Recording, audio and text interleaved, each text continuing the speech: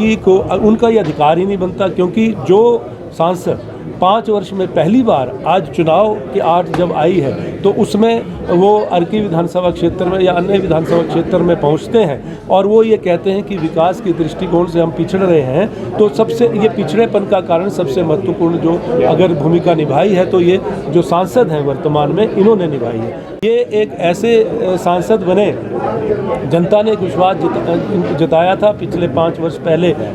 इनको जनादेश मिला था, लेकिन ये अपनी जो सांसद निधि है वो भी पूरी खर्च नहीं कर पाए, ऐसे सांसद हैं। सबसे पहले तो मैं धन्यवाद करना चाहूँगा हमारे राष्ट्रीय अध्यक्ष श्री मल्लिकार्जुन खड़गे जी का और श्री राहुल गांधी जी का, श्रीमती सोनिया गांधी जी का, श्रीमती प्रियंका गांधी जी का, श्री राजीव शुक्ला जी का और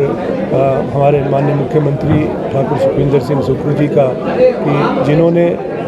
मुझ पर इतना विश्वास जताकर आज मुझे एक महत्वपूर्ण जिम्मेवारी दी है। और मेरा ये प्रयास रहेगा कि सभी लोगों को, सभी कार्यकर्ताओं को एकजुट कर और सामूहिक प्रयास द्वारा जो ये लोकसभा के आगामी चुनाव हैं और जो उपचुनाव होने जा रहे हैं 6 विधानसभा क्षेत्रों में, इन उपचुनाव में और लोकसभा के चुनाव में जो कांग्रेस के प्रत्याशी को जीत हासिल करवाना सबसे पहली प्राथमिकता रहेगी। और क्योंकि मैं सरकार में भी हूँ तो सरकार और संगठन के बीच में बेहतर समन्वय बने और आपसी तालमेल बेहतर तरीके से बने और कार्यकर्ताओं के जो कार्य हैं वो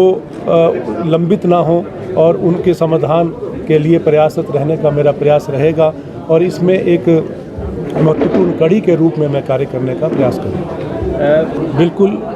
आपने देखा कि पिछले 15 महीने का जो कार्यकाल प्रदेश सरकार का रहा वो एक बहुत उतार चढ़ाव वाला कार्यकाल था, जिसमें पहले तो जैसे सरकार बनी तो एक बहुत आर्थिक तंगी से गुजरना पड़ा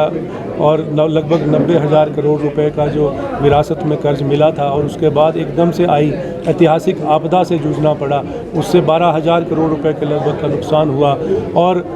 उसके बाद आपने देखा कि पिछले दिनों जो विधानसभा का सत्र था, बजट सेशन था, उसमें किस तरह से लोकतंत्र पे प्रहार हुआ और भारतीय जनता पार्टी के नेताओं ने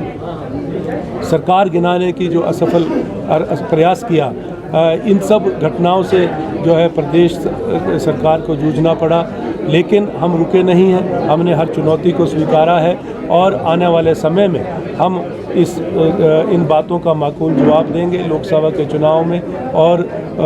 उपचुनाव जो होने जा रहे हैं इनमें कांग्रेस के प्रत्याशियों को जिताने का प्रयास करेंगे और मेरा ये प्रयास रहेगा कि जो सरकार और संगठन के बीच में बेहतर समन्वय हो और बेहतर तालमेल हो, ऐसा प्रयास मेरा रहेगा। जहां आपने प्रश्न किया कि मंत्री जो यहाँ पर बैठने चाहिए थे, तो बिल्कुल आपने देखा पिछले कुछ दिनों से यहाँ पर लगातार मंत्री जो है यहाँ पर बैठ रहे हैं, आज भी यहाँ पर मंत्री आए हैं और आने वाले समय में ये रेगुलर रूप से जो है वो नियमित रूप से इस तरह की व्यवस्था हम बनाएंगे कि यहाँ पर संगठन का हर कार्यकर्ता, हर मंत्री और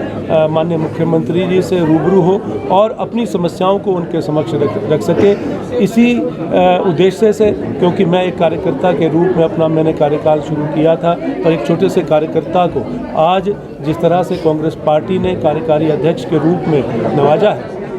मैं समझता हूँ ये हर एक कार्यकर्ता के लिए मान सम्मान की बात है और मैं कार्यकर्ता का जो है दुख समझता हूँ। कार्यकर्ता सिर्फ मान सम्मान चाहता है और मेरा भरसक प्रयत्न रहेगा कि हर एक कार्यकर्ता को मान सम्मान मिले और जो वो अपने क्षेत्र की समस्याएं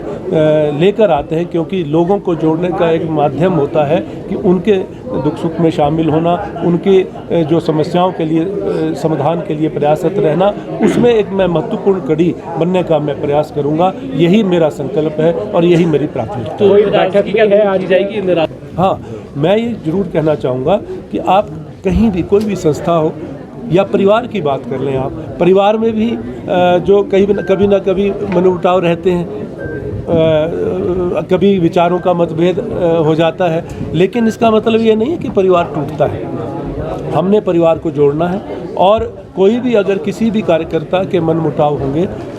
अपने अगर कोई उनके विचारों को सुन के और उनके जो मनमुटाव है उनको दूर करने का प्रयास मेरा रहेगा। और मैंने जैसे आपको बताया कि सरकार और संगठन के बीच में एक महत्वपूर्ण कड़ी के रूप में मैं कार्य करूंगा, ये मैं ज़रूर कहना चाहूँगा। और यही जिम्मेवारी जो है, इसीलिए यही उम्मीदें भी जो है हमारी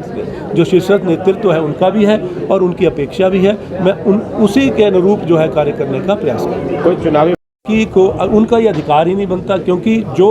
सांसद 5 वर्ष में पहली बार आज चुनाव की आड़ जब आई है तो उसमें वो अर्की विधानसभा क्षेत्र में या अन्य विधानसभा क्षेत्र में पहुंचते हैं और वो ये कहते हैं कि विकास की दृष्टिकोण से हम पिछड़ रहे हैं, तो सबसे ये पिछड़ेपन का कारण सबसे महत्वपूर्ण जो अगर भूमिका निभाई है तो ये जो सांसद हैं वर्तमान में इन्होंने निभाई है। 5 करोड़ रुपए जो सांसद निधि जो इनको मिलती है एक साल में अर्की विधानसभा क्षेत्र को, ये आप बताएं, श्वेत पत्र जारी करें कि कितनी राशि जो है आपने अर्की विधानसभा क्षेत्र को दी है और कहां पर राशि दी है। ये एक ऐसे सांसद बने, जनता ने विश्वास जताया था पिछले 5 वर्ष पहले यहाँ इनको जनादेश मिला था, लेकिन ये अपनी जो सांसद निधि है वो भी पूरी खर्च नहीं कर पाए, ऐसे सांसद हैं। और आज 5 वर्ष बाद जब चुनाव पुनः आने